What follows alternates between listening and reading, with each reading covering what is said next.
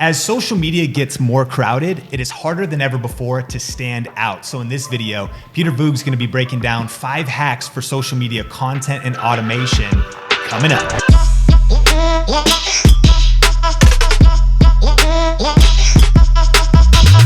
Hey, what's up, Think Media? Sean Cannell here, bringing you the best tips and tools for building your influence online with social media. And I'm super pumped to have Peter Voogd on the channel today. How's it going? Amazing, man. I'm excited to be here. Dude, if you're just meeting Peter, he's the author of 6 Months to 6 Figures, over 400,000 copies of this book sold. By age 27, he'd done 8 million sales in his company and now is helping other entrepreneurs, business owners, millennials, Olympians really take their businesses to another level. And in this series, the Business-Minded Content Creator Series, we're gonna be learning different ways we can leverage social media, leadership, teamwork. But Peter, for those that are just meeting you, how you feeling, man? Amazing, man. I'm excited to be here. We've done some content before, so this is the second go around, and some of the stuff I've never really shared publicly, so I'm excited to give some value. Man, I love it. Well, we're talking about 5 hacks for social media content strategy and automation. And the first one is the biggest mistakes people are making and really just the importance of social media in general. So talk about it. I think the first step is you have to be sold that social media is the future.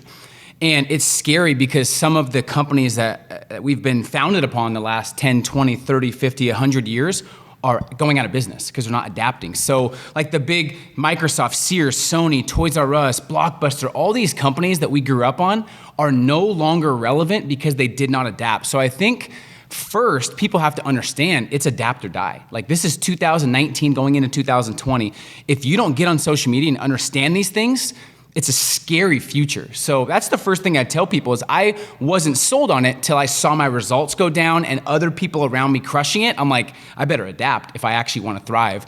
So why I want to talk about mistakes first is because I see a lot of people doing this the wrong way. And I think if you do it the wrong way, you get a bad taste in your mouth with social media. So let's go through some of the most common mistakes. First, people think their business is different. I get a lot of times, Sean, that, well, my business is different. It's brick and mortar. I don't need social media. And that's a huge lie. Every single business can benefit from social media.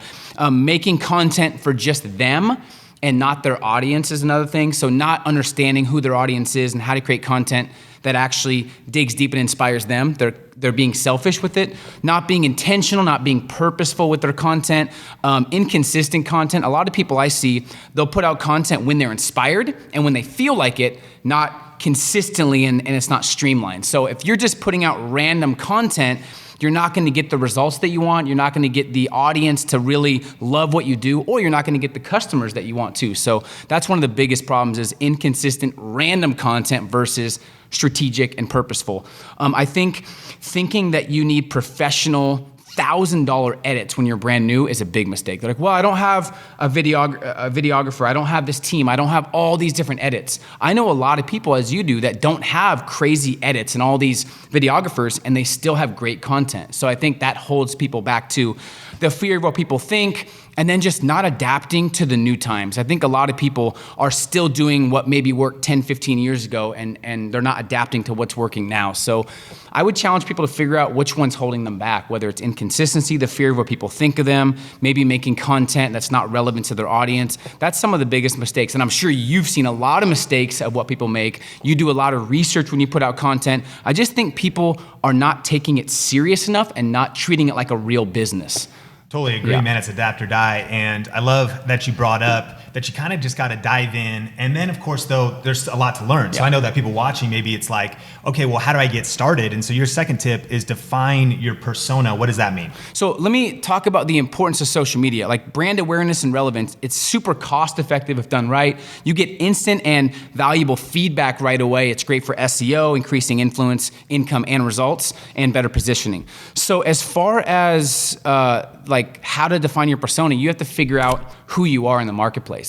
You have to figure out, not just get to know yourself, you have to figure out what you want to be known as and what industry you want to dominate. I knew I wanted to impact millennials because that's what I spent 7, 8, 9 years doing. I was running a team of millennials. I was a millennial, and we were doing great things, and we're all young. So it wasn't just something random. It was based on my past that I wanted to be the leading authority for millennials. And now when you put yourself out there and say, this is what I want to dominate, this is what I want to be the best at, people can't help but associate you with that. So I think the first thing when it comes to defining your persona is becoming the leading authority and positioning yourself is the best thing you can do in social media.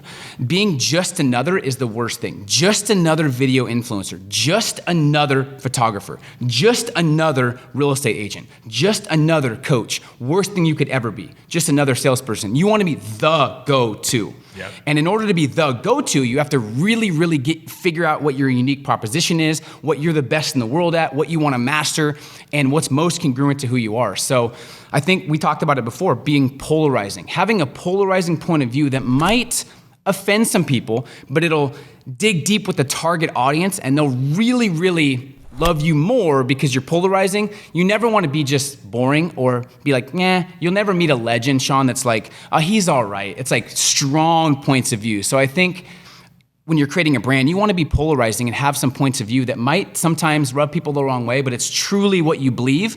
That's how you start becoming kind of the leading authority where people associate you with a specific industry or a specific niche. From there, you can charge more, you can turn away clients, you can refer people, and there's a lot of different ways to make money, but that's kind of the way to kind of define your persona. And I'm sure you've seen a lot of people do it the wrong way.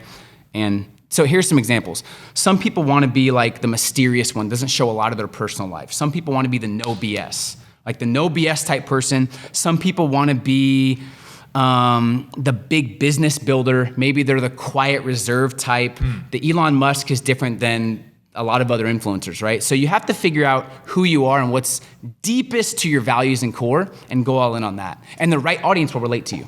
That's super powerful. So tell us in the comments, what do you want to be known for? You know, Zig Ziglar said, it's better to be a meaningful specific than a wandering generality. And we always talk about that. You got to niche down to stand out and become known for one thing. So tell us in the comments. And Peter, before we move on, what's your best advice for those that are feeling confused about planting their flag and maybe kind of want to stay generalists? Yeah, I mean, what keeps you fascinated and engaged? What frustrates you and does piss you off? Where do you see gaps in services and in industries where you're like, I can deliver on that? So it's just digging deep and asking the tough questions. A lot of people don't want to sit down by themselves and really think things through and dig deep into who they are. They'd rather just kind of latch on to somebody else. So if you have too much group thought and too many, you're taking advice from too many people, you're overwhelmed. So I think it's digging deep, like what would keep me engaged and fascinated and excited to continue to scale and grow the next 2, 3, 5, 10, 20, 30, 50 years. I think that's a big key, is just asking yourself the tough questions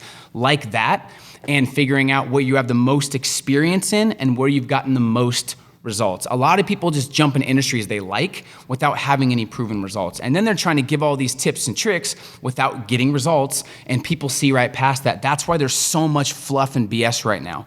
And it's easier to move people when you have experience and results in that actual niche and industry. So that's another key under defining your persona and kind of figuring out who you are, is move people. Find an enemy sometimes that frustrates you. There was a lot of things that bug me, Sean. If we want to give examples, like when I was coming up in entrepreneurship, there was a lot of things that frustrated me. I joined a lot of different courses and all these things, and they were just, nothing was tactical and relevant. I felt like I was being jaded by a lot of the fluff, and that frustrated me. I didn't like speakers when I was coming up. They'd give the same speech 1,000 times, and they would have the same speech on YouTube, but they still charge $80K. Great for them, but I felt like they're cheating the audience because they're giving the same speech over and over again and not improving, and that frustrated me. Now, is that right or wrong? That's irrelevant.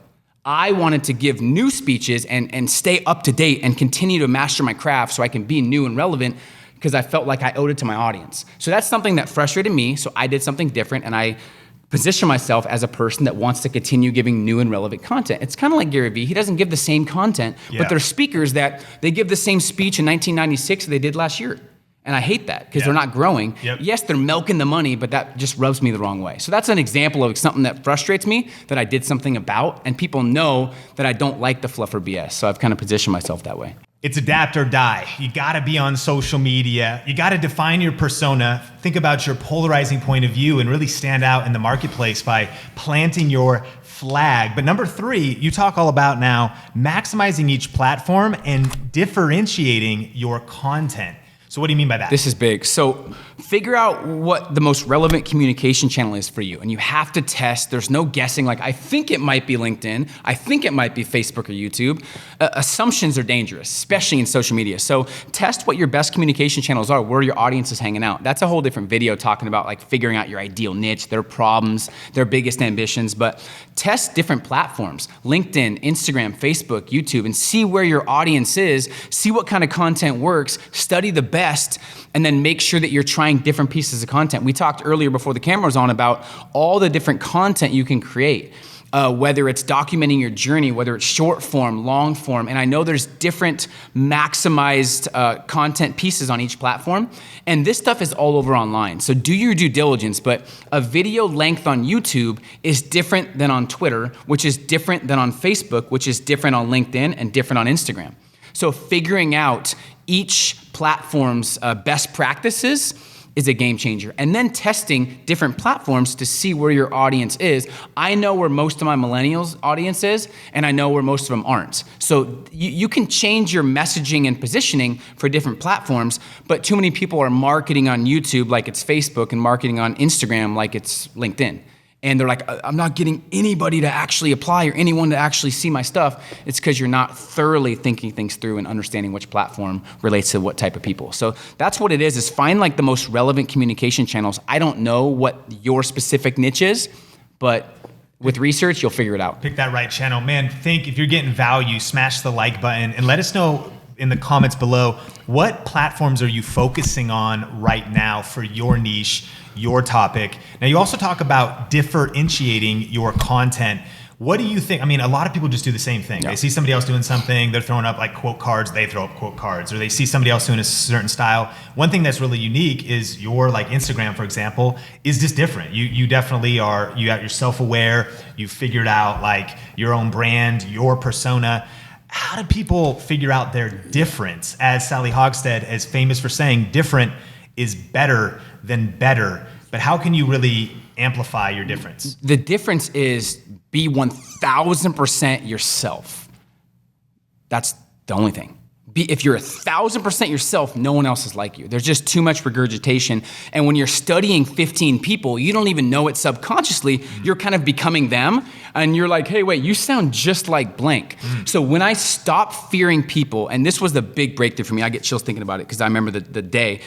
I realized, like, because I was like, oh, I look bad. I don't know, and it's not about me. It's about the audience. It's not about you. So if you don't feel like doing it, if you feel like your content, who cares? Get over yourself. Be on purpose and off yourself. So I think being 100% yourself, if you're aggressive, if you're a little more loud and you like to call people out and you like to really, really get a little controversial, that's you. If that's not you, then don't do that. But Mel Robbins, all these people that really blow up, they blow up because they were absolutely 100% themselves. And that's the best thing to be long-term because you don't have to change. You can change when you grow, but too many people are trying to put on this persona online, and then you meet them offline, you're like, wait, that's you? Inconsistent, yeah. What? And that's just like, it's the most frustrating way to live, and it's exhausting. It's exhausting to not be yourself. And I think I just kind of gave up the need to be liked, and I'm like, I'm just gonna be myself. I might get some haters, people might not like me, but hate won't affect you if you're fully authentic and you have good intentions.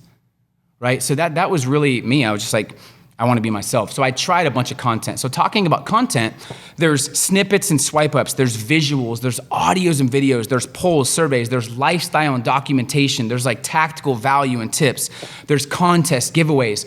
Figure out what are the most effective on different platforms and just test. I think the common theme here is do your due diligence, test. Don't assume, just test. And I've done that for years, and I found out my voice and my niche. And it's the best, it's the most refreshing way to live and be online. And that's a powerful tip because sometimes we can get stuck in ruts as content creators where we're only doing talking head style videos and we haven't thought that we could go kind of vlog or do day in the life, or we haven't actually done maybe some other, like you listed, experiment with different content formats. Super powerful, which brings us to tip number 4. Think about what you just said though. You go, we sometimes want to rut. Film that you're in a rut. People are so like, I can't be vulnerable. It's like, people see me as I'm always motivated. Like I'm intense and I'm energetic. You can talk to my wife. I'm like this a lot. But if I'm in a rut, I'm not like, I'm still focused. I'm like, damn, I'm not feeling it today. But I know this feeling will reside and I'll be focused again. And they're like, when you said that you weren't focused, it made me feel like you're an actual human. So when you say you're in a rut, film that. People want to see the tough days too. They'll relate to you more. You know what I mean? So be authentic. Strong. Number 4 is the power of streamlining. So if we're diving into social media, defining our persona, picking our platforms because we're testing and we're doing our due diligence, then it's the power of streamlining. And the way you do this is super inspirational. So get ready. I hope you're already taking notes, but this is something to really map because this can accelerate you faster. So how do you do this? I'm only doing this because it's you and I like your audience. I've never really shared this. So once you pick your platform, you have to pick one platform that's consistent that you're on every week and put a system in place where it's not based on moods or feelings. If your business at all is based on moods or feelings, you're done in the next couple of years. So whether it's a Facebook Live every week, whether it's a specific YouTube video every week, whether it's a podcast every week, pick a platform and do a piece of content every week. Then what we do is, so for us, we have a couple different ones. We have a podcast every week that we film, and we also have like a millionaire guest speaker for our academy. So we'll take that millionaire guest speaker, or we'll take the podcast content, and then we'll streamline it. So we have a 30-minute video. We'll create a 60-second snippet from that video for Instagram. We'll create a 2 or 3 minute highlight video for Twitter. We'll create a 5-minute video for Facebook. We'll then push it to entrepreneur.com. They'll create a video and an article for it. We'll also do swipe ups for Instagram. We'll also send it to the guest speakers, and we'll have them promote it as well. And sometimes we'll do an article for it too in Success or different publications we have access to. Of course, we didn't have that at the beginning, but once you do these things, you'll start having these companies at your disposal where you can reach out to anybody and get your content streamlined through their platform and their audience. We also do quote pictures, and we do all kinds of different things from that one piece of content. So now I spend 30 minutes on a video and create content. It's now 10, 11, 12, 15 different places. Wow. within a couple days. Now, there's a lot of tools online. I have a team now. When I didn't have a team, it's still not that difficult to edit a video and simplify and maybe make an article. You can go to Fiverr and you can pay someone cheap to like transcribe. Yep. But that's the power of streamlining, is you take one piece of content from a platform that's systemized and consistent, and then you take that and you put it every other platform. Yeah. So now it's streamlined, and it seems like you're doing a lot more work than you're doing, but it stays consistent on each platform and you're reaching a lot more people. I agree. That's a big mistake we see people make. Some people are trying to make too much content and they're moving past stuff that they should be maximizing more. I did that for like a couple of years. They're always trying to create the new stuff instead of chopping it up, putting it more places, letting it almost breathe more, make a greater impact.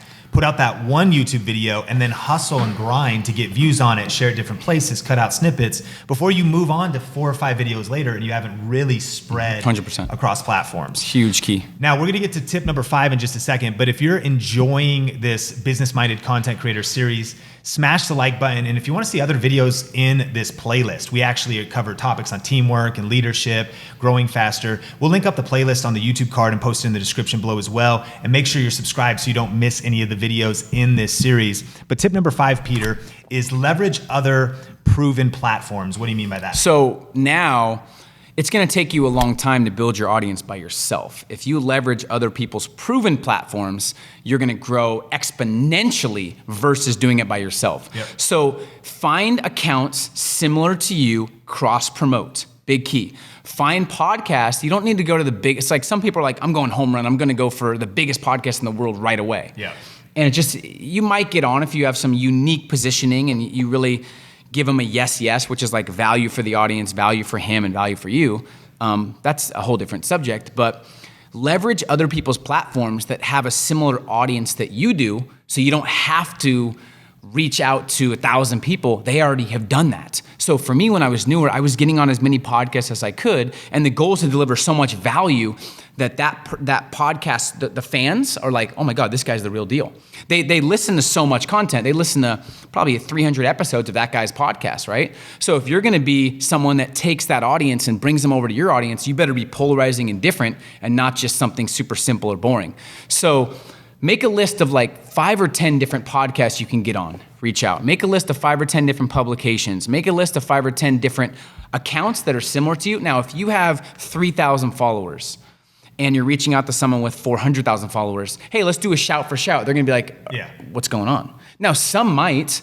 Also, you can pay for shout outs. You can pay for people to promote you. That's fine too, as long as they have a proven account. But that's what I mean by leveraging other people's valuable platforms. Like I leveraged Entrepreneur's platform. I leveraged a lot of the big podcast platforms. So I was reaching, let's say 5,000 people a month. I get on one podcast like a John Lee Dumas. They reach, I think, a couple million a month. There's my message to a couple million people, and I'm only a year into entrepreneurship. There's no other way you can do that besides streamlining and actually reaching out to other big platforms. So that's what I mean by that. So only you know what your ideal target audience is. Only you know who's already reaching them. Be strategic. The radio station everyone loves, Sean, is WIFM. What's in it for me? Mm-hmm. So you can't reach out like, I have a great audience. They don't care. Mm-hmm. They don't care. Yeah. Hey, I have an audience that I think could really add value to your message. I'd love to share your message. I'd love to figure out a congruent way where we can both help each other. I'd love to do a shout for shout. I've already reviewed your book. I've already done these things. And doing something where it comes from a value point of view. That's how you do it. And I've done it. And you get turned down a lot, but it just continues to scale up. You can get in engagement groups on Instagram. There's so many different ways if you do your research to leverage other people's platforms. But make a list right now and then start reaching out to people. That's how you grow fast. Powerful. Think Media. If you're ready to grow your business, don't miss other videos in this series. So again, we'll put a link to the whole playlist in the description below. Definitely pick up Peter's book, 6 Months to Six Figures. Peter, if people want to connect with you, where are you at online? I'm everywhere online. Peter J. Voogd, Voogd. And if they reach out and say they heard about it through this, I'll definitely give them some time if they have any questions. Because I remember I was new. Everyone that has an impact now once didn't. Everyone that has big influence online once didn't. And I definitely was there. And I'll leave them with this, Sean. Don't forget the power of one. Like the power of one person sharing your content. I see people, they have 1, 2, 3 people on Facebook Live and they're like complaining like, I only have 3 people on live. That's 3 human beings that could actually share your stuff. 3 gets to 6, 6 gets to 8, 8 gets to 20, 30, 50. All of a sudden you have 1,000 people on live because you treated and respected the one. So yeah, I'm excited to connect with them at Peter J. Voogd. Man, I love it. Hey, thanks for checking out this video and we'll see you in the next one. Peace.